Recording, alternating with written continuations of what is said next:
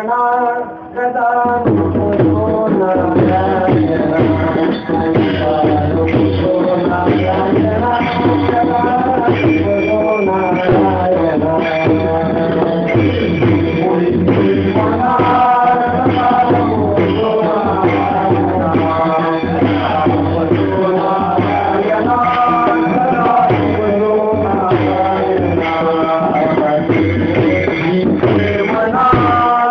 नारायण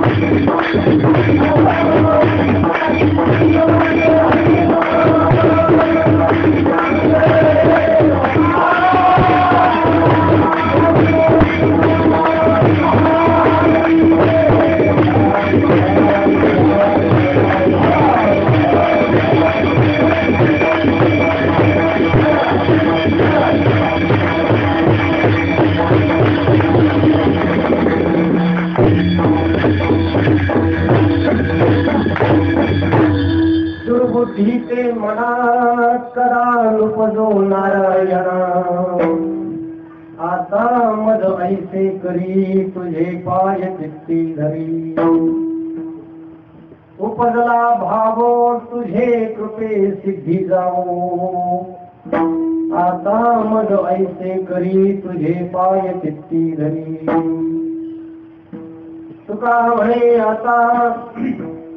तुका म्हणे आता लाभ नाही या परता आता मज ऐसे करी तुझे पाय चित्ती धरी यम प्रविश्य मम वाचमिमां प्रसुप्तां संजीवयत्य किल शक्तिधर स्वधाम्ना अन्यांश्च हस्तचरणश्रवणस्वरादीन् प्राणान् नमो भगवते पुरुषाय तुभ्यं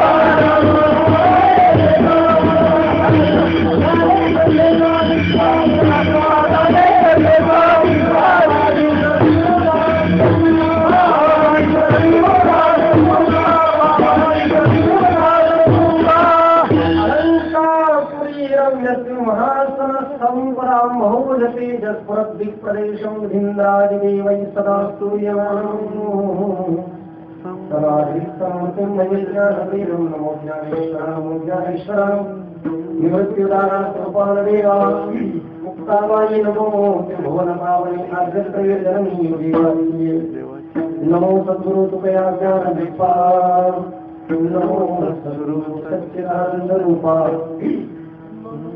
नमो सद्गुरु भक्त कल्याण मूर्ति नमो सद्गुरु सच्चिदानंद रूपाय विश्वोत्पत्त्यादिहेतवे तापत्रय विनाशाय श्रीकृष्णाय वयं नमः मथुरे चाराय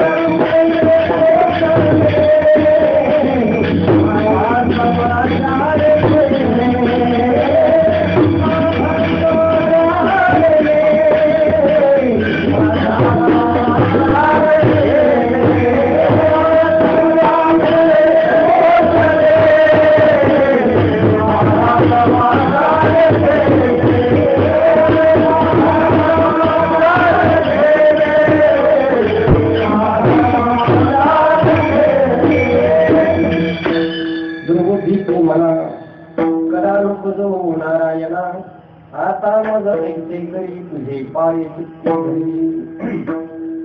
मुक्त कैवल्य भगवान जगद्गुरु श्री संत तुकोबाराय आदि करून सर्व संतांच्या चरणी साष्टांग करून भगवान गोपाल कृष्णाला वंदन करून माझ्या त्यांना अभिवादन करून वाचले सेवेला सुरुवात करतो. या सेवेसाठी कलशपूर्व सेवेसाठी मागणीच्या कीर्तनासाठी जगद्गुरु श्री संत तुकोबारायांचा अभंग आपल्या पुढे गायला सर्वांच्या परिचयाचा आहे. कदाचित बऱ्याच मंडळींनी कदाचित याच्यावर कीर्तनही ऐकलेली असतील नाही असं नाही, तरी पण आज औचित्याने या अभंगाची योजना करण्याचा मानस मनामध्ये आला. कारण लोकांच्या दृष्टीने आज गणेश चतुर्थी देखील आहे. गणेशाची प्राण प्रतिष्ठा लोकांनी केली आणि त्याला बुद्धिदाता असं आपल्या परंपरेमध्ये म्हटलं जात आहे. विघ्नहर्ता, बुद्धिदाता. दुसरी गोष्ट, आपण परिपक्व झालेली माणसं आता यानंतर देवाला वेगळं काही मागण्यापेक्षा बुद्धीचं वरदान मागणं योग्य वाटलं म्हणून एक बुद्धीचं चिंतन पुढे घेतलं. 7 दिवस भक्तीच्या संदर्भामध्ये वेगवेगळी चिंतन आपण ऐकली, पण बुद्धीचा विषय काही चिंतनात फारसा आल्यासारखा वाटला नाही म्हणून बुद्धीचं चिंतन सांगणार आपण पुढे घेतला. दुसरी गोष्ट, आता देवाकडे दुसरं काही मागायचं राहिलेलं नाही. त्यांना आपल्याला जे दिलेलं आहे ते भरपूर दिलेलं आहे, पण आहे त्याच्या संवर्धनासाठी सद्बुद्धीची आवश्यकता असते. म्हणून सद्बुद्धी काय आहे हे भगवंताच्याकडून वरदान मागून घ्यावं म्हणून बुद्धीचा विषय पुढे केला. केवळ एवढंच नाही तर या अभंगामध्ये तुकोबारायांनी बुद्धीच्या सोबतच भगवंताच्या चिंतनाची आणि हृदयामध्ये त्याचं स्वरूप टिकण्याची देखील मागणी केलेली आहे. जी सद्भावना किंवा सद्वृत्ती अंतःकरणामध्ये आजच्या घडीला माझ्या निर्माण झालेली आहे, देवा सिद्धीपर्यंत वृत्तीपर्यंत ती टिकू दे अशी तुकोबा या अभंगात बोललेल्या आहेत. एकूण या अभंगामध्ये 3 प्रकारच्या मागण्या आहेत. प्रयत्नानं तुकोबारायांनी आपल्या बुद्धीला सद्बुद्धी स्वरूपामध्ये अभिव्यक्त केल्यानंतर आता पुन्हा मला कधी दुर्बुद्धी देवा होऊ देऊ नको अशी एक मागणी. असं काही माझ्या जीवनामध्ये तू घडून आणखी जेणेकरून नित्य सदैव तुझं चिंतन, तुझे पाय माझ्या हृदयात राहतील असं तू काही कर. आणि आज जो चांगुलपणा माझ्या हृदयात उत्पन्न झाला, जो सद्भाव उत्पन्न झाला, सत्कर्माची जी प्रीती निर्माण झालेली आहे, जे चांगलं चांगलं तुम्हाला करावंसं वाटतंय आज, या भावनेवर बरीचशी गंडांतर येण्याचा संभव असतो. म्हणून हे चांगुलपण माझं मरेपर्यंत टिकू दे. अशा 3 प्रकारच्या मागण्या. याचं चिंतन आपल्याला बिलकुल वेळेच्या आतमध्ये करायचं.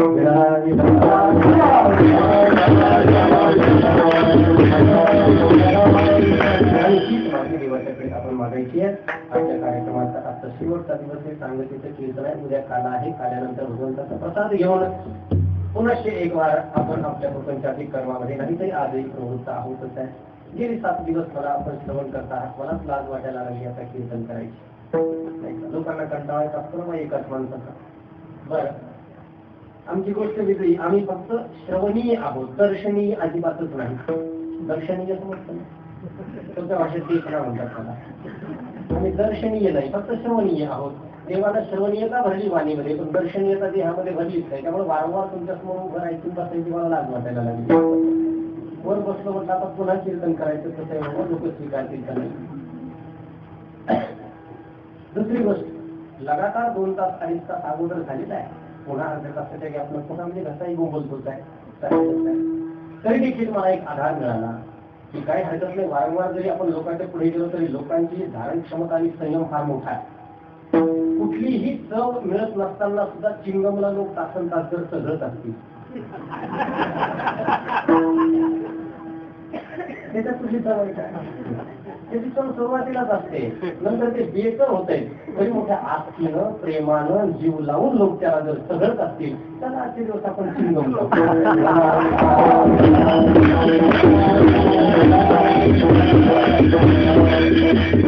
ही मंडळी मला हास्यकरू कीर्तन यांनी ऐकली. मला तर वाटतं हे नक्कीच मला चिंगम समजत म्हणजे बोलून दाखवत नाही. टाळकरी आणि वादकांचा संयम इतका मोठा असतो की ते कुणाबद्दल सांगितलं प्रदर्शन करीत नाही. चिंतनामध्ये जे ताकद तिने सांगितलं ते या लोकांना साधलेलं आहे. हो, कोणत्याही महाराजांना म्हणतात महाराज काय कीर्तन झालं का. मला सुरुवातीला वाटायचं मलाच म्हणतात. मला समजले की येणाऱ्या प्रत्येक महाराजांना दोन शब्दाचे आहे हे म्हणतो. तेव्हापासून मी विचारणच सुरू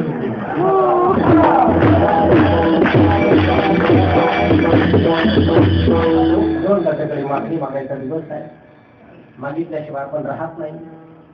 देवाच्याकडे काय मागावं याला नियम संतांनी घातले आणि आपल्या मागण्या मर्यादित केल्या. परमार्थ दृष्टीने अत्यंत आवश्यक आणि व्यवहार दृष्टीने देखील आवश्यक अशा विविध मागण्यांच्या दृष्टीने संतांनी आपल्याला सावधानी जागृत केलेला आहे. तसं पाहायला गेलं तर जेव्हा मागणीचा विषय समोर येतो तेव्हा प्रल्हादाचं चरित्र समोर येतं आणि प्रल्हादानं हिरण्यकश्यपाच्या मृत्यूनंतर भगवान नरसिंहाकडे जेव्हा भगवान नरसिंहानं वारंवार विनंती केली की बाळा भक्ता माग, तुला काय मागायचं ते मी तुझ्यावर प्रसन्न आहे. तेव्हा वारंवार जेव्हा भगवंत मागायला आग्रह करतात, प्रल्हादानं पहिल्यांदा नाकारलं, दुसऱ्यांदा नाकारलं, नको देवा मला काही नाही पाहिजे, मला काही नाही पाहिजे. वारंवार भगवंत म्हणून लागले नाही तू काहीतरी मागत. तेव्हा प्रल्हादानं विचार केला की ज्या अर्थी देव मला म्हणतात काहीतरी माग, त्या अर्थी नक्कीच माझ्या अंतःकरणामध्ये सखोलवर कुठेतरी मागण्याची बारीक का होईना इच्छा शिल्लक असली पाहिजे. याच्याशिवाय देव वारंवार माग म्हणणार नाही. कुठेतरी इच्छा असली पाहिजे. मग प्रल्हादानं काय डोकं लावलं, त्याला सांगितलं देवा मला मागच तू म्हणतो ना, मी एक काम कर, मला तू देत म्हणजे काय दे, आयुष्यात कधीही मागण्याची इच्छा माझ्या अंतःकरणात निर्माण होऊ नये हेच मागणं माझं तुझ्या ठिकाणी. किती चमत्कारिक मागणं. मागितलं किती माहितीये, 5 वर्षाचे लेकरं म्हणून प्रल्हादाचं कौतुक करावं. आणि त्याच भाषेमध्ये तू कोबारा सुद्धा बोलतात देवा आमच्या बाप दाद्यानं काही प्रपंचाचं मागितलं नाही तर आम्ही मागावं कसं. काही मागणे हे आम्हा अनुचित, वडिलांची रीत जाणत असो, काही मागणे हे आम्हा अनुचित. देवामध्ये मागता येत नाही. तरी पण अनेक असे अभंग आहेत की त्यामध्ये तुकोबारांनी देवाची संगती मागितली, संतांची संगती मागितली, देवाच्या रूपदर्शनाची इच्छा व्यक्त केली. कधी कधी म्हटले आमच्या दृष्टीपासून हलूच नको, असाच हा आम्हाला तुला पाहायचंय. सगळं भक्तीच्या संदर्भातच आहे. त्यांनी मागितली तरी भक्तीच मागितली, केली तरी भक्तीच केली. आणि ती किती मागितली, 1 जन्मासाठी 2 जन्मासाठी नाही, अनेक जन्मासाठी भक्ती मागून घेतली. भक्तिमय अंतःकरण झालेल्या मनुष्याच्या हृदयामध्ये इतर मागण्यांची उत्पत्ती होणं शक्य नाही. पण प्रारंभिक अवस्थेमध्ये सुरुवातीला परिपक्वतेच्या पूर्वी तुकोबांनी कधीतरी देवाकडे आरोग्य मागितलं. आरोग्य जसं आपण मागतो देवाकडे आरोग्य मागितलं आणि देवाला सांगितलं देवा तुझी कथा माझ्या हातून घाली असं तुला वाटतं ना, मग कथेची सामुग्री काय आहे, देव. कथा कशानं घडते, देहाच्या प्राधान्यानं घडते, देहावरील गात्रांच्या प्राधान्यानं घडते. मग देवा एक काम कर, तर कथेची सामुग्री देह असेल तर हा माझा देह ठीक ठेवणं तुझं काम आहे. म्हणून तुला विनंती करतो की माझी गात्र भंग पाहू देऊ नको जाऊ देऊ भंगा, नको जाऊ देऊ भंगा, नको जाऊ देऊ भंगा, नको जाऊ देऊ भंगा.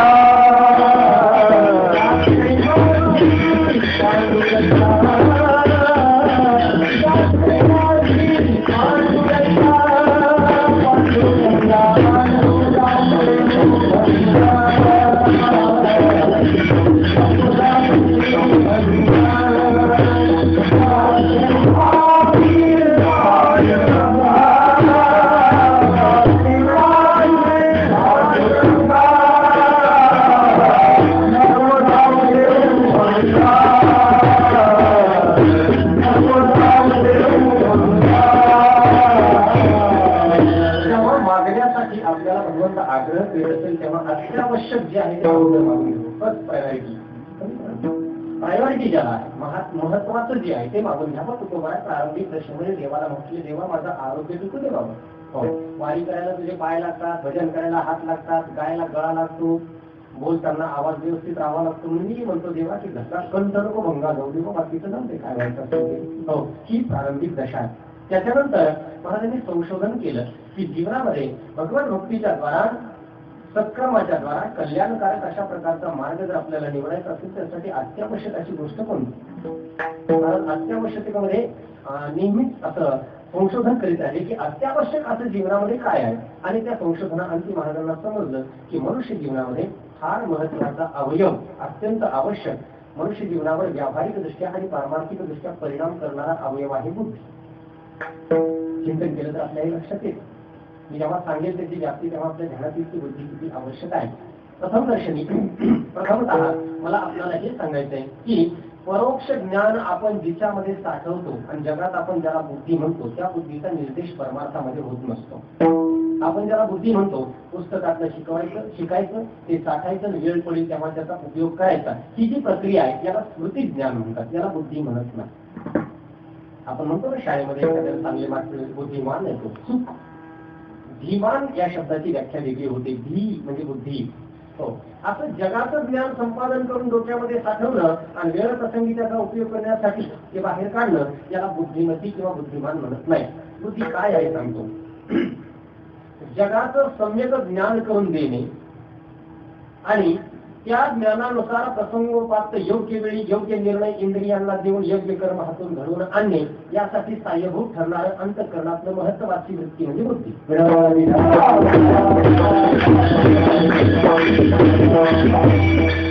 जगाचं यथार्थ ज्ञान करून द्यायचं कामही बुद्धी करते आणि कर्माचा निश्चय देखील बुद्धी करते. निश्चय, कर्माचा निश्चय, काहीही करण्याच्या अगोदर एक निश्चयात्मिका वृत्ती अंतःकरणामध्ये उत्पन्न होते, त्याला बुद्धी म्हणतात. ही कर्माचा निश्चय करून जीवाला आणि इंद्रियांना कर्म प्रवृत्त करीत असते. आता तिचा निश्चय जर योग्य झाला तर कर्म योग्य घडतं. जीवाच्या हातून योग्य कर्म घडलं की त्याचं फल योग्य मिळतं आणि योग्य फल मिळालं की जीव समाधानाला प्राप्त होतो. तो परमार्था सुचव व्यापार. बुद्धीचं हे महात्म्य आहे. दोन प्रकारे बुद्धी कार्य करते. तिचं कार्य करण्याचं पहिलं काम असं आहे की प्रसंग समोर प्राप्त झाला, दृश्य असो, घटना असो, वस्तू असो, व्यक्ती असो, समोर प्रसंग प्राप्त झाला की त्या प्रसंगाचं आकलन करून त्यानुसार सम्यक निर्णय देणे की हे अमुक आहे. आणि अमुक आहे म्हटल्यानंतर त्यासाठी कसा व्यवहार करावा हाही निर्देश बुद्धी देते. म्हणून बुद्धीचं लक्षण करताना सांगितलंय निश्चयात्मिका अंतःकरणवृत्ती ही बुद्धी. ही निश्चय करणारी अंतःकरणवृत्ती म्हणजे बुद्धी. रोजच्या जीवनामध्ये आपल्याला सगळे निर्देश, सगळे डायरेक्शन बुद्धी देत असते. प्रत्येक माणसाला बुद्धी डोक्यात नाही ना, मेंदूमध्ये बुद्धी वगैरे काही नाही. जे असेल ते सेंटर्स असतील, आपल्याला त्या प्रेरणा वगैरे काही सांगितलं जात असेल, पण निर्णय देण्याचं काम त्याला निर्णय म्हणतात. निर्णय बुद्धी करीत असते. आणि ती बुद्धी ज्याची सुदृढ, सम्यक आणि सद्बुद्धी आहे त्याचे निर्णय कधीच चुकत नाही. ज्याचे निर्णय चुकत नाही त्याचं कर्म चुकत नाही. ज्याचं कर्म चुकत नाही त्याला पश्चाताप करावा लागत नाही. टेबल कमी करा. कर्म चुकत नाही त्याला पश्चाताप करावा लागत नाही. म्हणून सद्बुद्धी ही जीवनामध्ये अत्यंत आवश्यक आहे. गीतेच्या दुसऱ्या अध्यायामध्ये 2 श्लोक येतात. त्यामध्ये बुद्धीचे 2 वर्ग भगवंतांनी केले. व्यवसायात्मिका बुद्धिरेके हे पूर्णंदरम बहुशाखा हिरंताष्टबुद्धयो व्यवसायिनाम. गीतेचं पारायण झालं वाटतं परवा. गीता कुणाची मुखगत असेल तर 21,000चं बक्षीस आहे. माझ्याकडे नाही, मठात आहे कर्नाटकला, बरोबर ना. असेल कोणाची महिलांची तुम्हाला भेटा, कमिशन बेसिसवर मी तुम्हाला पोहोचतो.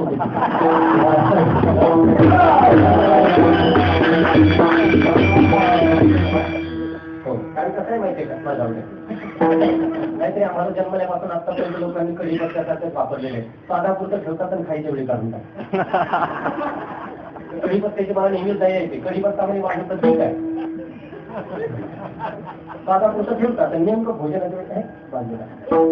मी म्हणतो त्याला इतकं फिरत त्याला बाजूला टाकायचं, त्याला आतमध्ये टाकूच नका भाजी म्हणतो. काय त्याच्याशी खेळवाच करणे ना त्या गोष्टी, खेळवाच नाही काय विचार काहीतरी आस्थेनं त्या भाजीमध्ये असतो तो. त्याला वाटतं आता ते नाजूकचे बोट मला उचलतील, त्याला बाजूला त्याच्यासाठी आम्ही कढीपत्ता आहो ह्या मला चांगलं कळलेलं आहे. तर चला आता एवढं आयुष्य कढीपत्ता म्हणून घालू.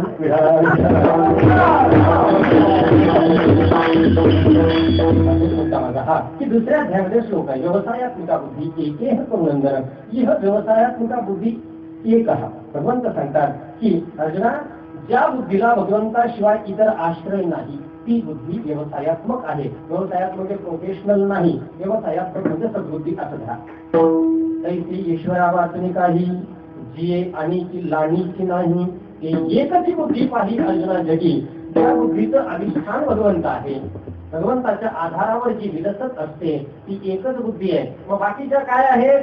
ये रीते दुर्मती. दुर्मती समजतं ना? बाकीच्या सगळ्या दुर्बुद्धी आहेत म्हणे भगवंताने सांगितलं. जे बहुधा असे विकरती, मग त्यांना अनेक विकार उत्पन्न होतात. आणि जे तर निरंतर रमती अविवेकी. अविवेकी पुरुष दुर्बुद्धीमध्ये रमत असतो, तर विवेकी पुरुष सद्बुद्धीला भगवंताच्या अधिष्ठानावर ठेवत असतो. दोन प्रकारच्या बुद्धी आहेत. दोनच काय, अजूनही सूक्ष्मत्वामध्ये गेलं तर बुद्धीचे 3 वर्ग पडतात. सत्वर्ग आणि तम या 3 गुणांच्या संसर्गानं बुद्धी 3 प्रकारची होते. सात्विक, राजस आणि तामस. 18व्या अध्यायामध्ये याचे 3 वर्ग पुन्हा सापडतात. आता या 3 प्रकारची बुद्धी असेल तर बाह्य विश्वाचं ज्ञानही 3 प्रकारचं आणि निर्णय देखील 3 प्रकारचे. बाह्य विश्वाचं त्यांनी सांगितलं की प्रसंग घटना व्यक्ती पाहून त्याचं ज्ञान अंतःकरणामध्ये उत्पन्न करायचं कामही बुद्धीच करते. प्रकार कसा घडतो पहा. एखादी वस्तू आपण पुढे पाहिली, त्याचं ज्ञान नेत्रेंद्रियाच्या द्वारा होतं. डोळे वस्तूला पाहतात, व्यक्तीला पाहतात, प्रसंगाला पाहतात. पाहून नेत्र काय करतात? ते बाहेरचं जे ज्ञान आहे ते जशाला तसं मनाच्या स्वाधीन करतात. मन हे मध्यस्थ आहे, मीडिएटर आहे. कोणामध्ये? बुद्धीमध्ये आणि इंद्रियांच्या मध्ये मध्यस्थी करायचं काम मन करतं. नेत्रद्वारा आलेलं ज्ञान मनाच्या स्वाधीन केलं जातं आणि मन ते ज्ञान निर्णयासाठी बुद्धी पुढे ठेवतो. निर्णयासाठी. मनाकडे निर्णयाचं सामर्थ्यही नाही आणि मनाला निर्णयाचा अधिकारही नाही. मनानं इंद्रियांच्या द्वारा ते ज्ञान आणून बुद्धी पुढे मांडायचं आणि बुद्धीला सांगायचं की असं असं काहीतरी आहे. त्यावरून बुद्धी तिच्या कुवतीनुसार निर्णय देते की ही अमुक वस्तू आहे, याच्याशी असा व्यवहार करावा. हे चांगलं समजून घ्या. याच्याशी असा व्यवहार करावा. वस्तूचं ज्ञान करून देते आणि ज्ञानानंतर इंद्रियांनी काय क्रिया करायच्या हा निर्देश देखील बुद्धी देते. तो निर्देश मन स्वतःच्या स्वाधीन करून घेतं आणि ज्या इंद्रियांचं ते काम आहे त्या इंद्रियांना निर्देश करतं. उदाहरणाने पहा, रस्त्यानं जाताना आपल्याला एखादा साप दिसला, डोळ्यांनी साप पाहिला, सापाचा आकार मनाच्या स्वाधीन झाला. मनाला बुद्धी पुढे मांडला. बुद्धीने निर्णय दिला की हा सर्प आहे, विषारी असतो, सावध असतो. मनाला सांगितलं पायांना निर्देश दे मागे पळायला. मन पायाला निर्देश देतं, पाय मागे पळू लागतात. ही सगळी प्रक्रिया सेकंदाच्या 10व्या भागामध्ये. तुम्हाला सांगायला तरी बराच वेळ लागला की करायला सेकंदाचा 1.0 भाग फक्त पुरतो. हे बुद्धीचं निर्णय द्यायचं काम आहे. आता बुद्धीची जागा आपल्याला कळली. कर्माचा निर्णय बुद्धी देते. काय करावं, कोणत्या वेळी काय निर्णय घ्यावा हे सगळं बुद्धी करीत असते. आता तिच्या निर्णयामध्ये परिपक्वता किंवा अपक्वता ही तिच्या सत्वर्जतमाच्या आधारावरून ठरत असते.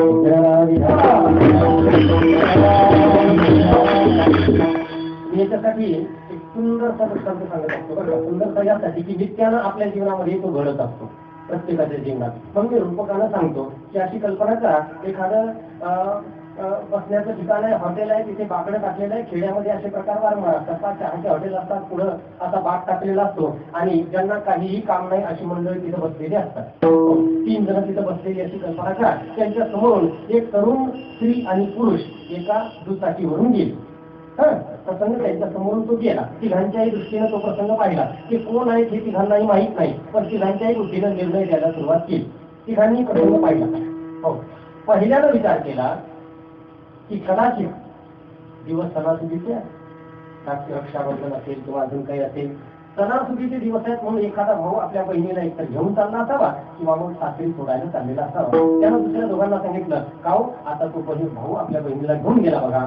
हो, दुसऱ्यानं त्याच्याकडे पाहिलं, त्यानं सांगितलं तुमचं ज्ञान फारच देत असेल. तुम्हाला समजतं भाऊ बसण्याच्या पद्धतीवरून नाते ठरत असतात. जरा फिरता का बाई गावाकडून गेले का घरी पद्धत समजते का? ती बसण्याची पद्धत बहीण भावाची होती का? दुसऱ्यानं बोलला. तो पहिला जो बोलला तो पराभव झाल्यासारखा विचारा त्याच्या तोंडाकडे पाहू लागला. कारण खोटे बोल पण रिटून बोलवाली मंडळी असतात ना, रजोगुणी निर्णय देणारा मनुष्य असतात, रिटून निर्णय देत असतो. दुसऱ्यानं सांगितलं, पहिल्यावर त्याच्या तोंडाकडे पराभूत नजरेनं पाहिलं. तो म्हटलं मग बरं जाऊ द्या, आमचं म्हणणं माघा. ते बहीण भाऊ नव्हते, मग तुमच्यामध्ये कोण? अहो म्हणजे ते पती पत्नी होते, just married, newly married couple असेल म्हणते. दुसऱ्याचा निर्णय झाला. आतापर्यंत तिसरा या दोघांच्याकडे असं पाहत होता की जणू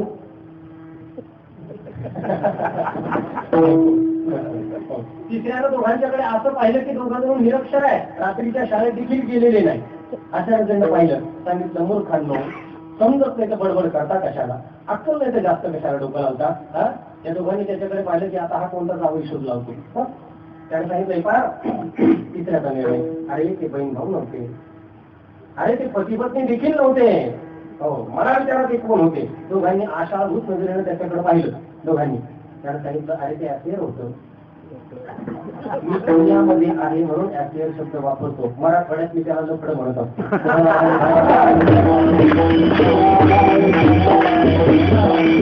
संपला. तिघांचे 3 निर्णय तिघांच्या बुद्धीने दिले. हो, की कोण आहे ते कोणालाही माहित नाही, पण निर्णय केल्याशिवाय स्वस्त जी बसत नाही तिला बुद्धिमान. निर्णय करते. 3 निर्णय झाले. आता तिघांचे 3 परिणाम पहा. पहिल्याची बुद्धी जरा सात्विक आहे, सत्वगुणाचा अधिष्ठान तिला आहे, म्हणून त्यानं अंतःकरणामध्ये विक्षेप निर्माण न करणारा निर्णय त्याच्या बुद्धीने दिला. त्यामुळे तो शांत राहिला. त्याला बहीण भाऊ वाटले, त्याच्या अंतःकरणात कोणताही विकार उत्पन्न झाला नाही. दुसरा, राजस गुणानं पछाडलेला असल्यामुळे त्याची बुद्धी रजोगुणी आहे, आणि रजोगुणी बुद्धी असल्यामुळे त्याला पती पत्नीचा निर्णय मिळाला. अंतःकरणामधून बुद्धीमधून पती पत्नीचा निर्णय मिळाला. त्याच्या परिणामाला सुरुवात झाली. त्यानं जागा सोडली नाही, पण मनातल्या मनात तो जळू लागला. जेलसी निर्माण झाली. काय करावं, गाड्यात देतात, आपल्याला गाडी नाही, लोक बायका घेऊन देतात, आपल्याला बायको नाही, असं मनातल्या मनात रुंदी घालू लागला. आणि त्याच्या मनात मत्सर भावाची जागृती झाली. कधी मध्ये आपल्या जीवनात असं होतं ना, का नाही होत? होतं ना. कोणाचं ऐश्वर्य पाहून आपल्याला नाही का मत्सर होत? दुसऱ्याच्या अंतःकरणामध्ये मत्सराची निर्मिती झाली आणि त्याचं अंतःकरण जळू लागलं. मात्र तिसऱ्याचा परिणाम याहीपेक्षा भयंकर आहे. दुसरा तरी तिथंच बसला. पहिला तर शांत झाला, तो विषय विसरूनही गेला. दुसरा तिथंच बसला. तिसऱ्याने मात्र यांना सांगितलं आणि पटकन निर्णय त्याच्या बुद्धीने दिला की बघ बघ बघ कुठं जातं, गाडी ड्रायव्हर का कुठं. हो, त्यानं लगेच दुसऱ्याची मागून गाडी घेतली. मी आता आलो. त्याला मिळाली एमएटी. हे गेले मोठ्या गाडीवर, आजकालच्या पॉवर बाईकवर, आणि त्यानं मारली की बरं धूर काढत त्याच्या मागे चालू लागला. तो बाहेर होतेपर्यंत चाललं तर कुठे सापडणार आहे काय. जोरात त्यांना पाठला करण्याच्या नादामध्ये कुठे जातात, काय करतात, कुठे बसतात, काय बोलतात हे पाहण्याच्या नादामध्ये तो एका गाडीला धडकला, पाय मोडला, हॉस्पिटलमध्ये ऍडमिट झाला. विषय संपला. तीन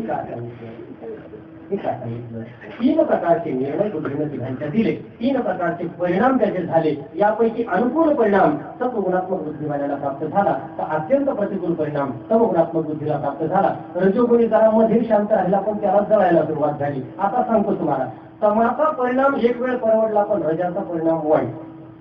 कसं सांगतो?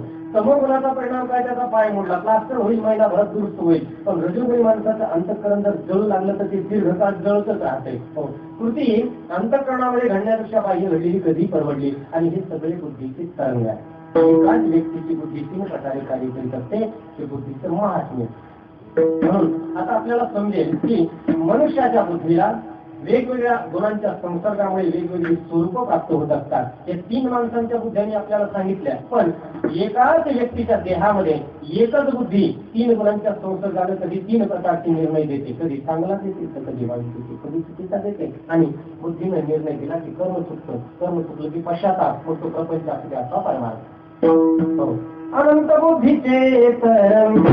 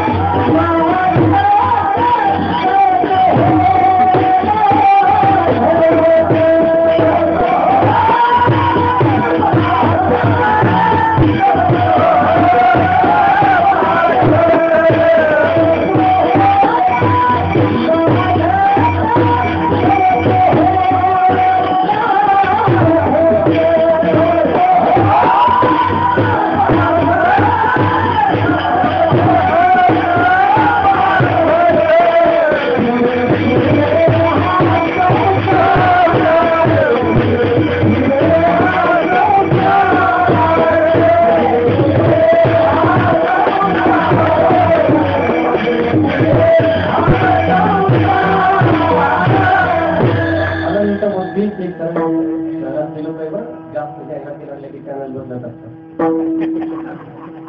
म्हणून 2 व्याख्यानामध्ये मोठा गॅप पडायला नको. त्यासाठी माझं सोडून देखील ते चॅनल गॅप पडायला असो. बुद्धीच्या तरंगाबद्दल आपण बोलत आहोत. निर्णय एवढी मोठी शक्ती आहे ना, ज्याला आपण काय म्हणतो डिसिजन मेकिंग पॉवर. त्यांच्याकडे डिसिजन मेकिंग पॉवर आहे, पण 100 पैकी 99 डिसिजन रॉंगच आहे.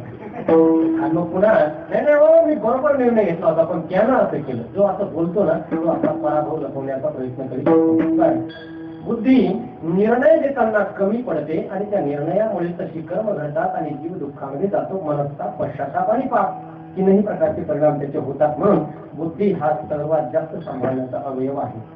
आणि दुसरी गोष्ट, ज्याच्या बुद्धीमध्ये निर्णयाची परिपक्वता आहे, सत्वगुणाचा अधिष्ठान आहे, भगवंताच्या अधिष्ठानावर विराजमान आहे, तो मनुष्य कधीच कुणाचा ऐकत नाही. तो त्याचीच निर्णय चालवत असतो. आता हाताने नाही, त्याला माहीत असतं माझा निर्णय योग्य आहे. म्हणून बुद्धीमध्ये निर्णय क्षमता आहे. त्यामुळे आपलं जीवन जर अवलंबून असेल तर मनुष्यानं सर्वात जास्त काळजी घ्यावी. ती कशाची? निश्चित काळजी घ्यावी. फार मोठी शक्ती आहे पहा. हो, आता त्याची काळजी घेण्यासाठी भगवंताला का मागावी बुद्धी? त्याच्याकडे बुद्धीचं वरदान का मागावं? त्यानं सांगितलेलं आहे, मी ते सगळ्यांना सद्बुद्धी देत नाही बाबा, बुद्धी योग प्रदान करतो म्हटलं त्यानं. 9व्या अध्यायामध्ये श्लोक आहे. तेषां सततयुक्तानां भजतां प्रीतिपूर्वकं ददामि बुद्धियोगं तं येन माम उपयान्ति. येन माम उपयान्ति ते बुद्धियोगम अहम ददामि. मी त्यांना बुद्धियोग प्रदान करतो. बुद्धियोग म्हणजे यौगिक बुद्धी. यौगिक बुद्धी म्हणजे सत्बुद्धी. कधी कधी होतं काय माहित आहे, अंतःकरणामध्ये 2 बुद्धींचा एकाच वेळी उदय होतो, सद्बुद्धी आणि दुर्बुद्धी, आणि जीव निर्णयाच्या बाबतीमध्ये कोंडवायात सापडतो. मग त्यावेळी परिस्थिती निर्माण होते, to be or not to be. हे होतं ना आपल्या जीवनात. मला काही कळेच नाव काय निर्णय घ्यावा, मला काही. आणि निर्णयासाठी दुसऱ्याकडे गेलेला मनुष्य बुद्धी दरिद्राने व्याप्त असतो.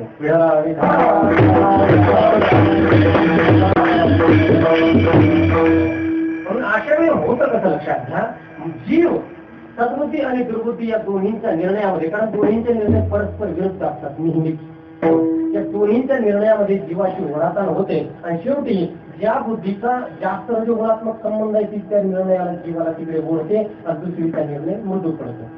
सद्बुद्धी आणि दुर्बुद्धी हे असं समजून घ्या, एखाद्या नवऱ्याच्या 2 बायका आहेत. एक्झिस्टिंग म्हणतो मी, 1 by 1 नाही.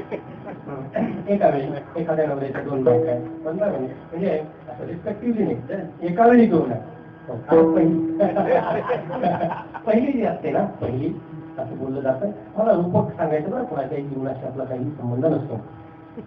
स्वाभाविकपणे पहिला व्यवहार किंवा पहिला विवाह हा फार शोधक पद्धतीने केला जातो. शोधनिया कुळे दोन्ही कुमारीची शुभ लग्नी मिळविती प्रजा साधनी हेतू जरी माऊली म्हणतात की कुळ शोधून, योग्यता शोधून, शुद्धता शोधून पहिला विवाह होतो. पण ज्याची पहिली शिल्लक आहे आता घरी आणि त्याला उगीच इच्छे खातर दुसरी करायची आहे, काही कारणानं करावी लागते, क्षमा करा, पण इच्छे खातर, कारण माझ्याही पित्याला 2 केल्या होत्या.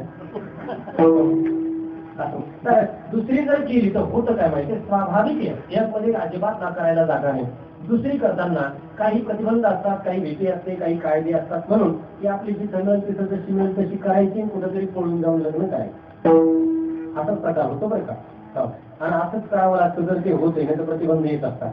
तर होतं काय माहित आहे की या दोन्ही जेव्हा एका वेळी घरामध्ये असतात तेव्हा पहिली जी आहे ना ती माता पित्यांच्या इच्छे खातर दुःख सहन करू शकते, पण ती आक्रस्ताळेपणा करत नाही. तिचे निर्णय सौम्य असतात. पण दुसरी जी आहे तिचे निर्णय तीव्र असतात. आता पती ऐकतो कोणाचे निर्णय? आपल्या अनुभवाला उत्तर द्या. कोण बोललं ते? तुम्हाला येतच असेल. मग पहिली तर तुम्हाला एकच असेल, 6 महिने तुमचे निर्णय काय होतंय, स्वाभाविकपणे दुसरीचे निर्णय जास्त ऐकले जातात, असा माझा अनुभव आहे जगाचा पाहून. होतं का याच्यामध्ये दोष आहे असं मला बिलकुल म्हणायचं नाही, कारण ती दुसरी रजोगुणात्मक असते आणि तिने पतीवर आपलं साम्राज्य किंवा अंमल प्रस्थापित केलेला असतो. अगदी असंच आहे, जीव हा पती आहे. सद्बुद्धी ही त्याला जन्मजात प्राप्त झालेली मूळची शुद्ध ही त्याची पहिली पत्नी आहे. आणि दुर्बुद्धी ही काही कारणाला तिने ती झालेली शिरलेली आहे. काही कारणानं ती नंतरची आहे, त्यामुळे तिचे निर्णय नेहमी आक्रस्ताळे असतात. जीवाला प्रत्येक प्रसंगी सद्बुद्धी निर्णय देते आणि दुर्बुद्धी निर्णय देते, पण दुर्बुद्धीचं साम्राज्य जर वाढलं तर सद्बुद्धीचे निर्णय मागे पडतात. तिला विचारला गुपचूप बसावं लागतं आणि दुर्बुद्धीचे निर्णय जीव जास्त ऐकतो आणि म्हणून जीवाचं समजून चुकून पतन होतं. कारण कळत असतं हे चुकीचं चाललेले, पण करणार काय, करणार तरी काय, तिथंच ऐकावं लागतं. जीव हा पती आहे, या दोन बुद्ध्या त्याच्या बायका आहे. एक आधीची जन्मदार भगवत कृपेने सोबत आलेली आणि दुसरी दुर्बुद्धी नंतर शिरलेली, म्हणून दुर्बुद्धी माणसाच्या निर्णयाला घातक निर्णय देते आणि घातक त्याचे प्रकार काय आहे. दुर्बुद्धी अंतःकरणामध्ये प्रविष्ट होण्याची दोन कारण आहेत, दोन वेळा सुचले पास. रजोगुण प्रधान असल्यामुळे तिचे निर्णय आणि रजोगुणाची लक्षणं तिच्यात प्रगट होतात. जीवनामध्ये अत्यंत अपयश आलं तरी दुर्बुद्धी निर्माण होते आणि जीवनामध्ये अत्यंत यश प्राप्त झालं तरी दुर्बुद्धी निर्माण होते.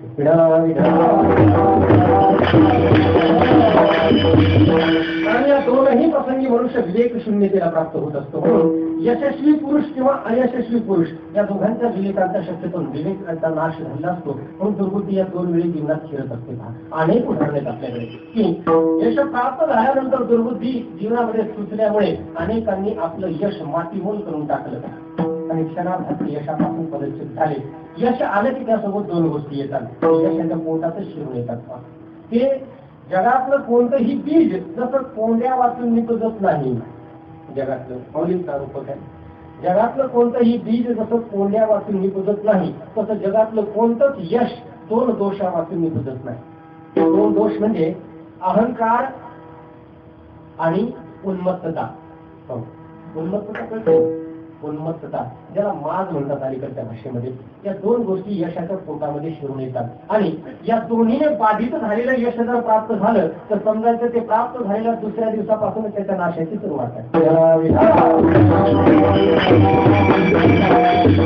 अहंकारयुक्त आणि उन्मत्ततायुक्त यश जे आहे त्याच्या नाशाची सुरुवात त्याच्या स्वतःच्या दोषानं लगेच होते. जसं आपण एखादं फळ आणावं आणि त्या फळाच्या पोटातच दोन किडे यावेत आपल्याला विकत, ती किडे आतमधून फळाला पोखरत राहतात, आपल्याला कळतच नाही पोखरले म्हणून. तसं यशाला पोखरणारे हे दोन दोष आहेत आणि या दोन दोषाच्या प्रसंगी दुर्बुद्धीची उत्पत्ती होते.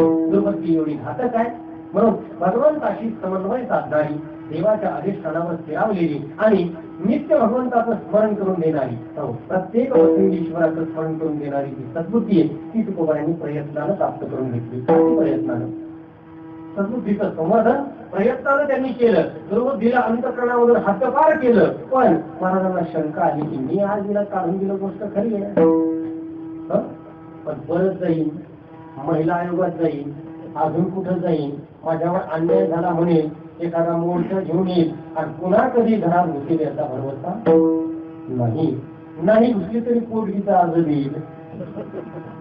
दुसरी आहे ती स्वस्त राहील तर कशी स्वस्त राहील. म्हणून तुकोबांना धाक वाटला की मी दुर्बुद्धीला माझ्या अंतःकरणामधून हद्दपार केली, गोष्ट खरी आहे, पण न जाणो कदाचित एखाद्या मोहाच्या क्षणी, गाफील क्षणी, यशाच्या क्षणी जीवनामध्ये माझी गौरव झाले, मला यश प्राप्त झालं तर कधीतरी ही दुर्बुद्धी पुन्हा अंतःकरणात शिरल्याशिवाय राहायची नाही. म्हणून अशा वेळी आधार करणार कोणाचा, त्याचाच तर केलेला आहे सगळा आधार. मग त्याला सांगायचं की देवा नारायणा, माझ्या अंतःकरणामध्ये दुर्बुद्धी पुन्हा कधीही उत्पन्न होऊ देऊ नको.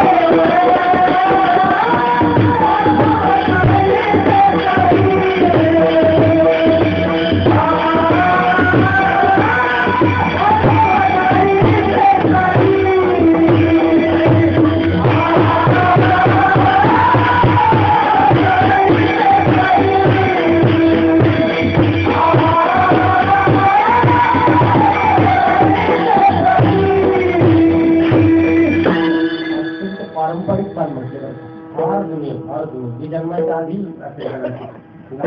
ऐकत आलो वारकऱ्यांचे विचार. ते म्हणाले काय हा रणप आहे, रणप चाली जुन्या चाली आहेत या. वारकऱ्यांना अनेक दिवस सेवा करून करून काही चालींमध्ये खरोखर ब्रह्मस्थाची निर्मिती केलेली आहे. आता गाण्या निघाल्या, आमच्याही लोकांना चित्रपटांची बाधा झाली. आमची मंडळी गाण्याच्या चाली कशाला तशाच लावायला लागली. हो, आणि हॉटेलमधून जरी आणलं तरी आपल्या ताटात वाढावं, म्हणजे आणलेल्याला कळणार नाही. कोल्हापूरला कीर्तनाला गेलो असता माझ्यासाठी त्यांनी उत्कृष्ट भोजन हॉटेलमधून आणले.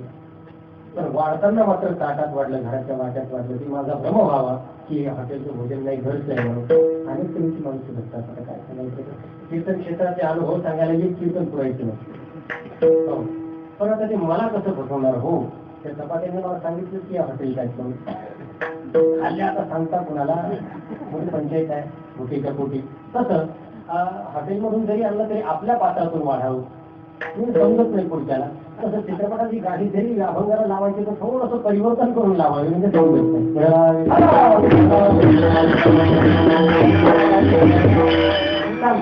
काही लोकांना जे आवडतं त्या दृष्टीने माणसं करीत असतात प्रयत्न. पंढरपूरला त्याच्यावर नव्हतं परत फॉलो. त्यामुळे खांदेकवाड्यात गेलोच नाही यावर्षी. असो प्रबुद्धी ते म्हणा कदा नुपजो नारायणा, नारायणा माझ्या मना कदा दुर्बुद्धी न उपजो. उपजणे निर्माण होणे, नुपजो न उपजो. पुन्हा कधी माझ्या अंतःकरणामध्ये दुर्बुद्धी निर्माण होऊ नको देवा. पंधरवड्या दुर्बुद्धी उत्पन्न होऊ नको. देवाला साकडं घालणं आहे. हो, जेव्हा आपले प्रयत्न कमी पडतात किंवा आपल्या प्रयत्नाने जे होऊ शकत नाही ते देवाला मागण्याची आपल्याकडे प्रथा आहे. दुर्बुद्धी कधी शिरेल सांगता येत नाही, कोणत्या प्रसंगाने शिरेल भरवसाच नाही, कधी होईल काही सांगता येत नाही. अहो, चांगले चांगले म्हणता म्हणता भल्या भल्यांना कोणत्या एखाद्या प्रसंगी दुर्बुद्धी सुचली आणि त्यांचं जीवन आतोनात बदलून गेलं आपल्याला पाहायला मिळतंय. आता धर्मराज युधिष्ठिराला कधी दुर्बुद्धी सुचण्याचं कारण आहे का?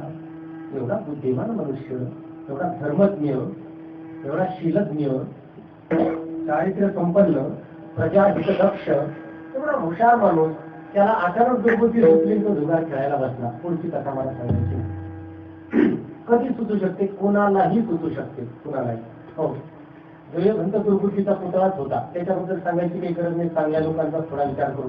पराशरांना दुर्बुद्धी सुचण्याची काही गरज का? त्यांनाही सुचली क्षणभर. अरे, वेदशास्त्र जाणणारे ऋषी, त्यांनाही कधी कधी दुर्बुद्धी सुचली. पराशरांची आपल्याला माहित आहे, अनेक उदाहरणं सांगता येतील.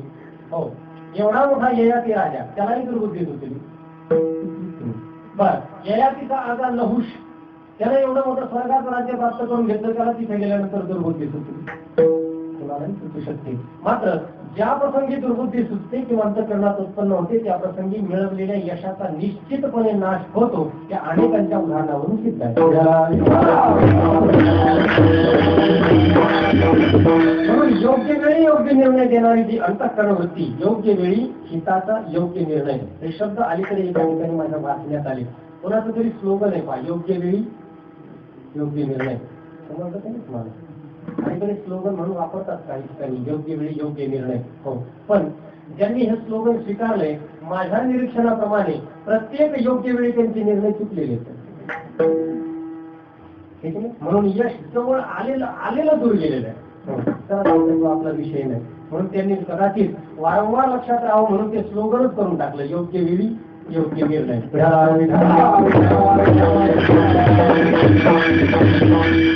कधी यशाच्या जवळपास पोहोचलं दुर्बुद्धी होते, कधी यश प्राप्त झाल्यानंतर दुर्बुद्धी होते. अहो, दुर्बुद्धी झाल्यानंतर प्राप्त झालेलं यश काय किंवा जवळ गेलेलं काय, नाशाला सुरुवात निश्चित होते. म्हणून तुकोबारायांनी भगवंताला साकडं घातलं की देवा मला दुर्बुद्धी कधी होऊ देऊ नको. दुर्बुद्धी झाली, निर्णय चुकेल, निर्णय चुकला कर्म चुकतील, कर्म चुकलं पापाचं प्रारब्ध उत्पन्न होईल आणि पापाचं प्रारब्धानं माझं पतन होईल. आता याच्यानंतर मला पतन व्हायची इच्छा राहिलेली नाही. म्हणून मी किती जरी माझ्यावर अंकुश ठेवला, किती जरी मी जागा राहिलो, सावध झालो सावध झालो,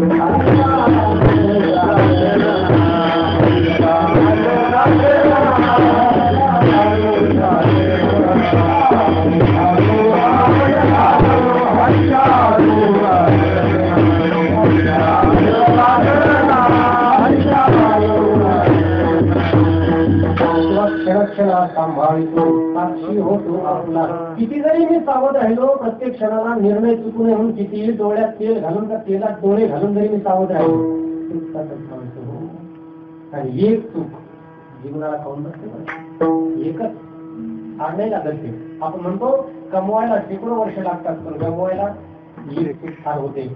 आणि ती एक चूक जर चुकली, दुर्बुद्धीचा निर्णय ऐकून हातून घडली, जीवनाचं ऐहिक आणि पारलौकिक दोन्ही पद्धतीने पतन होतं. म्हणून नारायणा मनाला दुर्बुद्धी निर्माण होतो, बुद्धीचा जनित आहे.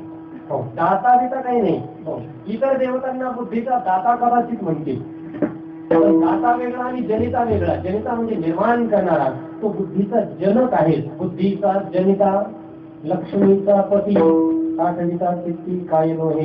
दात्याला मागण्यापेक्षा जनिताला मागितलेलं कधीही बरं. हो, सोप्या भाषेत सांगू, डीलरला मागितल्यापेक्षा प्रोड्युसरला मागितलं काय म्हणतात त्याला, मॅन्युफॅक्चरर नाही का. डीलर कडून घेण्यापेक्षा मॅन्युफॅक्चरर कडून घेतलेलं जरा ताजं मिळण्याची शक्यता असते. हो, पण तसं दाता जो आहे, इतर देवता कदाचित बुद्धिदाता असतील, कदाचित गणपती बुद्धिदाता असेल, असू शकतो, आमचा काही आक्षेप नाही, असू शकतो. पण त्याचं देणं सुद्धा उसरवायचंय, त्याला इकूनच घ्यावं लागतंय. हा जनित आहे. म्हणून देवा आमच्या हृदयामध्ये सद्बुद्धी राहू दे, किंवा सद्बुद्धी आहेच आहे, आम्ही संपादित केली. दुर्बुद्धी निर्माण होऊ नको, पहिली मागणी संपली. हो, यानंतर तुकोबारांच्या अंतःकरणात अजून इच्छा आहे. नुसतं एवढंच नाही दुर्बुद्धी होऊ देऊ नको, पण सद्बुद्धी जरी झाली आणि तू नुसतीच प्रपंचाच्या कामी आली तर काय उपयोग आहे. किती सद्बुद्धी आहे, एखाद्याचे निर्णय अगदी तंतोतंत आहे, चुकतच नाही कधी, म्हणून त्याचं कोणतंच काम फेल जात नाही, सगळं खरं. पण त्यानं जर प्रपंचच करीत असला तर काय करतो, नाश वाटतो. सद्बुद्धी आहे, निर्णय चांगले आहेत, सगळं चांगलं सुचतंय, कधीच चुकत नाही, स्किल भरपूर आहे, कौशल्य भरपूर आहे, कौशल्यानं शून्यातून विश्व उभं केलं, सगळं खरं. पण शेवटी नाशवान प्रपंचासाठी की नाही, जीवाच्या कल्याणासाठी तिला काही जर नाही सुचलं तर सद्बुद्धी तरी काय कामाची. म्हणून तुकोबा पुढे म्हणतात, देवा एवढंच म्हणणं माझं नाही, मला तू असं कर की जेणेकरून तुझ्या पायाचं चिंतन माझ्या चित्तामध्ये नेहमी राहील. दुसरं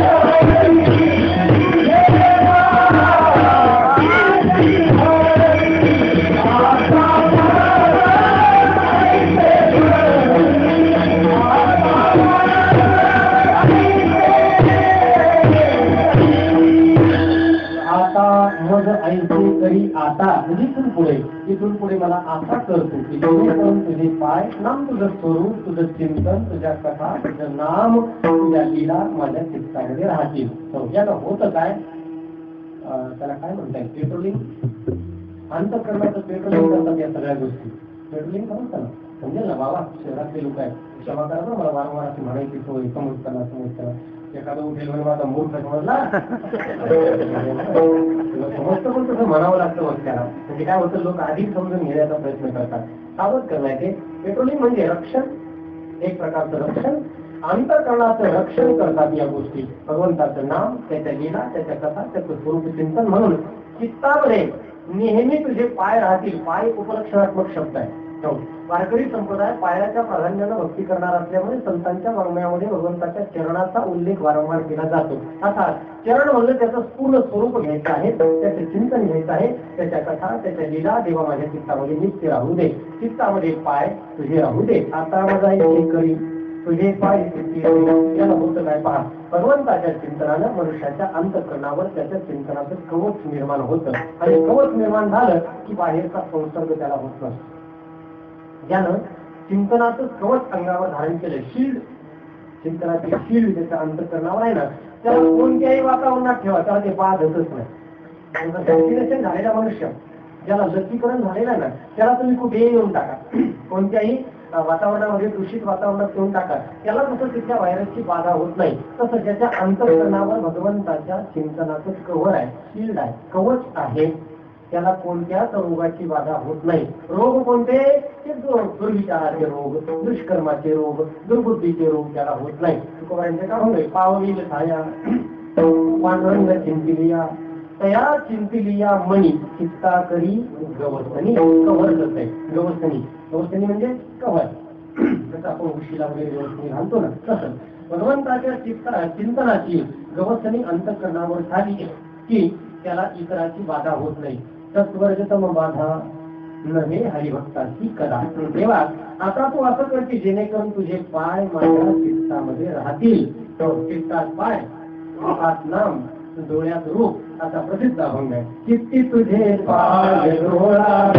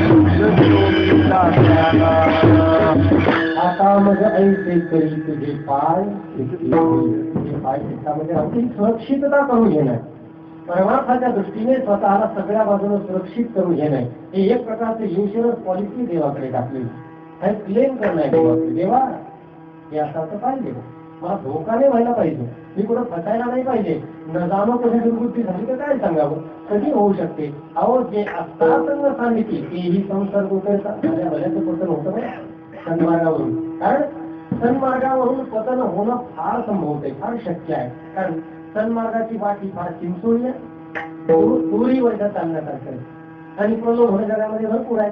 आता त्या प्रलोभनाच्या समोर सदाचरणी मनुष्याचं पतन होणं फार शक्य असतं. सर्वात जास्त सामर्थ्यालाच राहावं लागतं.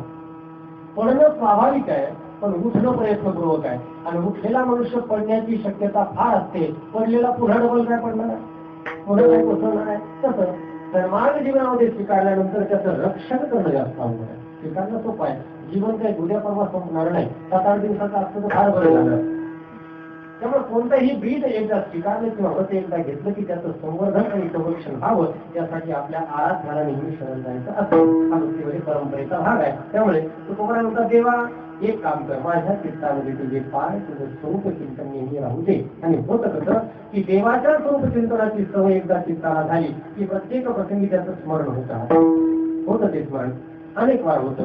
उठता बसता जळीता कांडिता तुझं गायीना अनंता, हरिबोला खंडता, हरिबोला कांडता, सर्व कार्य करे का हरिबोला, हरिबोला सोडता, हरिबोला मारता. ते मी म्हणतो बरं ग्रंथातलं.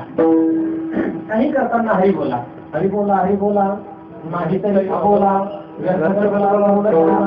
हरिबोला, भगवंताबद्दल बोलावं, हरिबोल. आपण जे म्हणतो ना वारंवार, ते स्वतःला स्मरण करून देणं आहे, जागा करून देणं आहे की बाबा तू स्वतंत्र नाही, तुझ्यावर हरीची व्याप्ती आहे, म्हणून त्याला विसरू नको, त्याला विसरू नको. वारंवार स्वतःला सावध करणं. आणि देवाला तुकोबा म्हणतात, देवा एक काम आमचं करायचं, देवळामध्ये तुझे पाय राहून दे झालं. याच्यानंतर तिसरी मागणी तुकोबा पुढे करतात की मला फार बरं वाटतं यार, मला तुकोबा तर नेहमीच बरं वाटतं. कारण बरं वाटतं त्याला बिघडतं ती उद्योगच आणि जीवनात केली, त्यामुळे कायम बरं, काही प्रॉब्लेम नसतं. नेहमीच लोक विचारतात, महाराज कशी काय तब्येत, आता काय करावं तब्येतच विचार करतो. मला काही होत नाही, घसा बिघडतो, सर्दी होते. मला ओळखणारी माणसं फार आहे. अनेक वर्षापासून मला हे दोनच गोष्टी होतात, घसा बिघडणं, सर्दी होते. मी सगळं बरंच असतं. आता त्याचा वापर आहे म्हणून ते बिघडतात. पण फोन करून ती एक फॉर्मॅलिटी झाली, कशी काय तब्येत, मला राग येतो. अरे रोग नाही, राही नाही. 83ला 84ला इंजेक्शन घेतलेलं आहे मी, 84ला.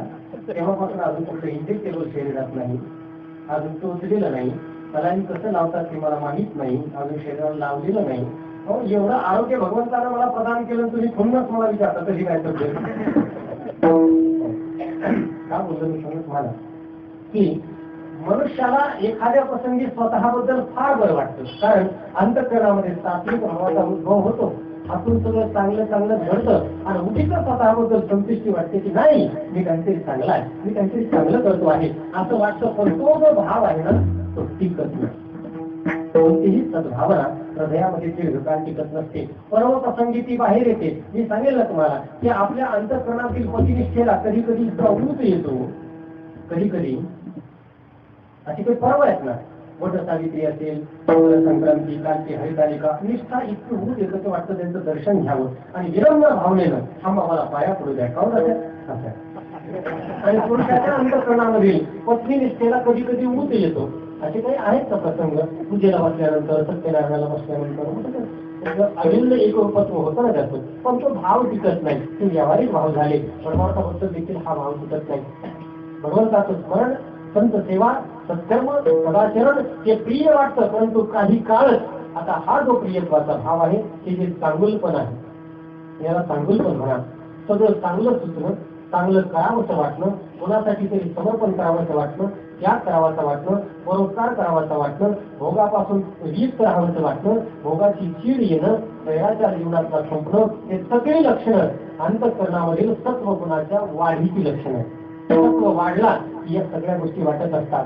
हा जो भाव आहे देवा आता उपजलेला आहे, पण टिकेलच याची मला खात्री नाही, कारण याच्या आधी बऱ्याचदा असं झालेलं खालीवर खालीवर खालीवर. त्यामुळं माझं असं मत आहे की हे जे माझ्या जीवनाचा ग्राफ आहे ना, हा ग्राफ त्याला हिमोग्राम म्हणतात का, वरचा खाली काही ते आहे का त्याला नाव, हे हृदयाचं म्हणतात इकोकार्डिओग्राम, ECG. हा जो ECG आहे ना हृदयाचा, असं असतं त्याच्यामध्ये खालीवर. तसं सत्व, रज आणि तम या तिन्हीचा असं आपल्या जीवनात खालीवर खालीवर. एखाद्या या तिन्हीचा जर ग्राफ काढायला गेलं ना तर काल्पनिक दृष्ट्या आपण कसा निघेल का, कुठेतरी जाईल लगेच कुठेतरी. सत्वगुणाचा पॉईंट छोटासा ती लगेच त्या सत्वगुणाच्या पॉईंटच्या मिडल लाईनच्या खाली तमगुणाचा इतका खाली जाईल भला हात आपण चमत्कारिक निघेल. काढायचा प्रयत्न जर केला काढता येत नाही, तसं मशीन उपलब्ध नाही. पण बघायला वाटलं की आता हा जो सत्वगुणाचा उत्स्फूर्त सात्विक भाव माझ्या हृदयात आहे, हा टिकेल याची खात्री नाही. म्हणून देवा आता तुझ्याशिवाय आहेच कोण. हा जो भाव उत्पन्न झाला सिद्धीपर्यंत असा टिकून ठेव, मरेपर्यंत टिकून ठेव. तिसरं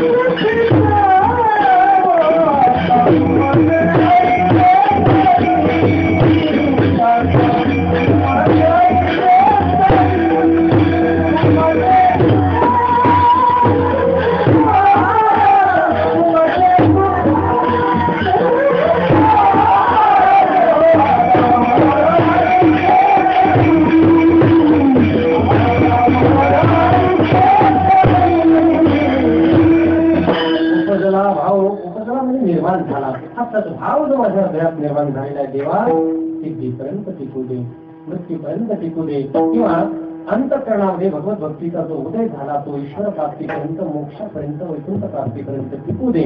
याच्यात मध्ये खंड पडू देऊ नको, खंड नको नको होऊ देऊ भावी अभावना तुकोबाय म्हटले. अभावना निर्माण पुन्हा होऊ देऊ नको देवा. हा मार्ग मिळालाय ना आमच्या सद्भाग्यानं, पूर्व पुण्यानं प्राप्त झालाय ना, पूर्व पुण्यानं आम्ही या मार्गावर चालू लागलो ना, त्यामुळे आता याला फाटे फुटू देऊ नको. तुका म्हणे वाटे नको फुटू देऊ प्रमाण. त्यामुळे उपजला भाव तुझे कृपे तीन मागण्या देऊ. दुर्बुद्धी निर्माण होऊ देऊ नको अंतःकरणामध्ये. दुर्बुद्धी निर्माण होऊ नये यासाठी प्रोटेक्शन म्हणून तुझे पाय, तुझं स्वरूप, तुझं नाम, तुझ्या लीला माझ्या अंतःकरणामध्ये नेहमी चिंतनात असू दे. त्याचं विस्मरण होऊ देऊ नको. आणि ही सद्भावना आज जे मला सगळं बरोबर वाटतंय, सगळं चांगलं वाटतंय, सगळं चांगलं सुचतंय. आता कसं वाटतंय तर नाही का म्हणतात बरोबर वाटतंय ते खेळाच्या वेळी. आता कसं वाटतंय पण ते थोडा वेळ गोड वाटतं आपल्याला ना. आपलं गोड कधी टिकतं कसं, कधी कधी जीवनामध्ये जो सद्भाव उत्पन्न झाला की त्या सद्भावामुळे अंतःकरण प्रसन्नतेला प्राप्त होतं. तो सद्भाव टिकत नाही म्हणून तिसरी मागणी, देवा माझा हा सद्भाव पर्यंत टिकू दे. उपजला भाव तुझे जावं. एवढं जर देवा तुम्हाला दिलं तर माझ्या मते या जगामध्ये याच्यापेक्षा मोठा लाभ दुसरा कोणताच नाही. तुका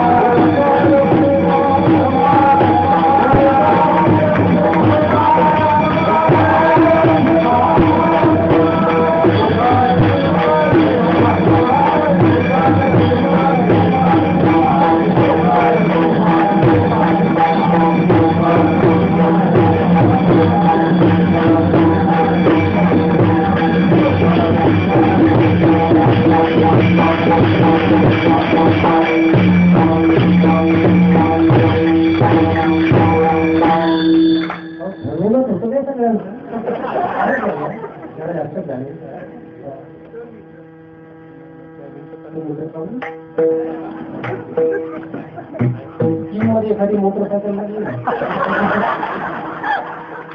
म्हणजे मग माणूस हार घालायला कंटाळाच करतो.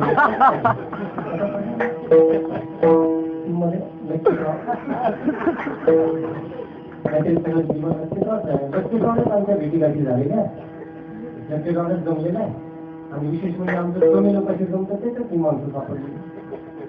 झाला हार घालताय चांगली गोष्ट आहे नाही का? पण या जेव्हा गळ्यामध्ये हार घातला जातो तेव्हा जीवनात कधी हार होऊ द्यावी लागत नाही. ही फार मोठी जबाबदारी असते पहा. हार कोण वाटतो तो? हे हार काही असे नाही की राजकीय नेत्यांना घातलेले. हे हार म्हणजे श्रद्धेचे हार असतात, हे चांगलपणाला घातलेले हार असतात. त्या बॉक्सला कोण बोलतो? याच्यामध्ये जो परमार्थ आहे काहीतरी 30% 2% त्याला घातलेले हार असतात. आणि याला जबाबदारी एवढी वाटते की या मार्गामध्ये पुन्हा हार होऊ द्यावी लागत नाही, नाही का? नाहीतर मग हार घालणाऱ्यांची हार होत असते. असो तसं काही नाही. तुम्हाला अजूनही भेटू शकतो. तुला म्हणे आता लाभ नाही या असो हा शेवटचा दिवस आहे. त्यामुळे तुकोबा काय म्हणतात, देवा एवढं जर सगळं काही केलं पुढची पिढी करायचं आहे.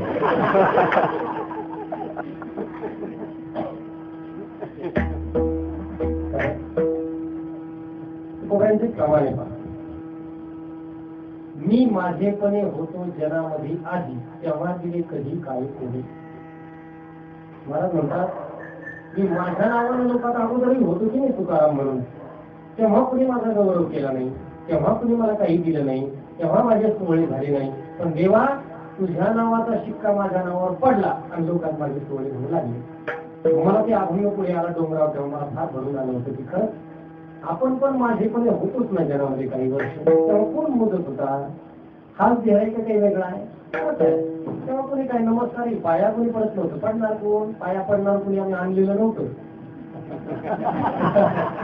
पाया तर कोणी माझ्या कधी पडलंच नव्हतं.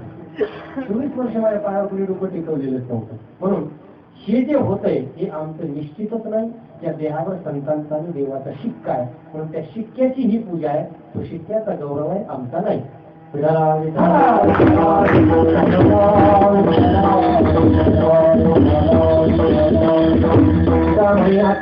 लाभला ही या परता आता आता या परता लाभ नाही. अरे घाला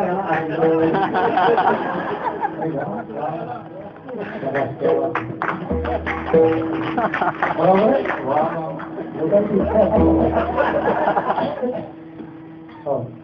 असं फक्त हारातच वाटे तरी बरं.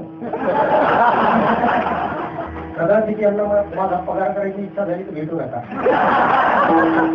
म्हणजे आता लाभ नाही लाभ आहे अपेक्षा वेळा कोणत्या लाभायची मला नाही. महाराज म्हणतात देवा कोणता लाभ नाही. दे बाबा सद्बुद्धी दे, सध्या तुझे चिंतन राहू दे आणि आमची भावना यावं जीव टिकू दे, मरेपर्यंत टिकू दे. एवढं दिलं ना यापेक्षा मोठा लाभ कोणता नाही. त्या लाभा आणि प्राप्त व्हावं यासाठी तुझी करुणा भक्त आहोत. आपणही देवाची करुणा भागूया की देवा दुर्बुद्धी ते मना सदानुप जो नारायण आता बघायचे घरी तुझे पायी चित्ते घरी उपजला भाऊ तुझे कृपे सिद्धिता हो. तुका म्हणे आता लाभ नाही या प्रकार म्हणतात. म्हणून आपणही म्हणू की देवा आमच्या हृदयामध्ये कधी दुर्बुद्धी उत्पन्न होऊ देऊ नको. अंतःकरण शुद्ध ठेव. तुझं स्वरूप चित्तात असू दे, तुझं चिंतन हृदयात असू दे, मुखामध्ये तुझं नाम राहू दे आणि आमचं चांगुलपण सात्विकता सद्गुण मरेपर्यंत आमच्या सोबतीला राहू दे. जीवनात कधीही आमची वाट चुकू देऊ नको. ज्ञानेश्वर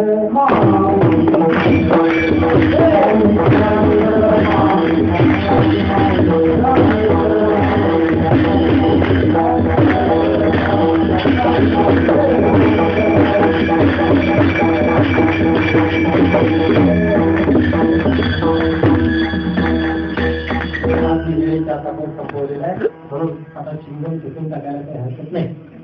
कार्यक्रमामध्ये तरी पुन्हा एक वार भगवंताच्याकडे याच्याला तृप्ती देवा, सर्वांना सद्बुद्धी दे, सर्वांची वरती कृपा असू दे. संतांना विनंती करतो संपूर्ण हो आमच्या हृदयामध्ये तुमचा अस्तित्व असू द्या आणि तुमची कृपा आमच्या जीवनावर नित्य असू द्या. आम्हाला कृपेपेक्षा जास्त काही नको. हो आणि किमान श्रवणाला आम्ही जितके परिपक्व झालेलो आहोत की आम्ही व्यावहारिक वस्तू तुम्हाला मागणारही नाही आणि त्याची आम्हाला गरजही नाही आहे. त्या स्थितीमध्ये सुरक्षित जीवन जगण्यासाठी ज्या ज्या वृत्तीची गरज आहे ती आम्हाला प्राप्त हो. भगवंताची याचना करून सर्वांचं कल्याण चिंतू. सर्वत्र सुखिनः सन्तु सर्वे सन्तु निरामयाः सर्वे भद्राणि पश्यन्तु मा पश्यन्तु दुःखमाप्नुयात्. सर्वांचं कल्याण हो अशी आकांक्षा व्यक्त करतो आणि माझी सेवा भगवंताच्या कडे समर्पित करतो. उद्या कार्याची सूचना आहे. कार्यानंतर महाप्रसाद आहे, खानदेशी धाटणीचा बरोबर.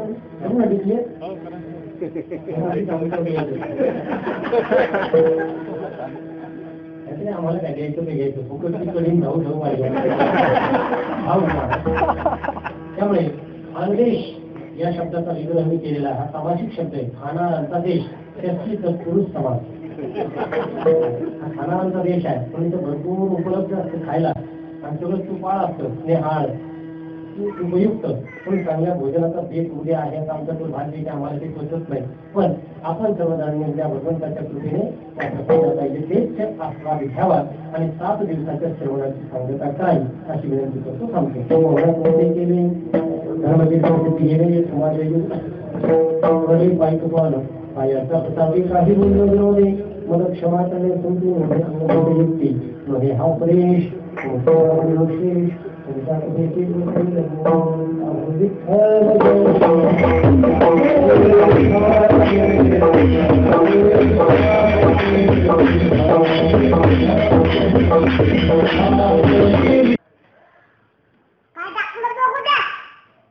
काहीच नाही टाकलं अजून तुझा डबा राहिला.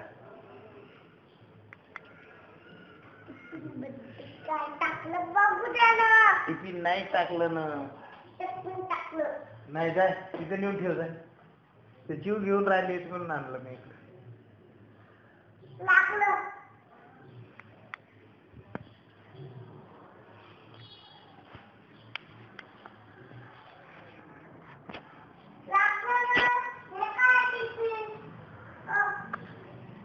टिफिन टाकलंय का?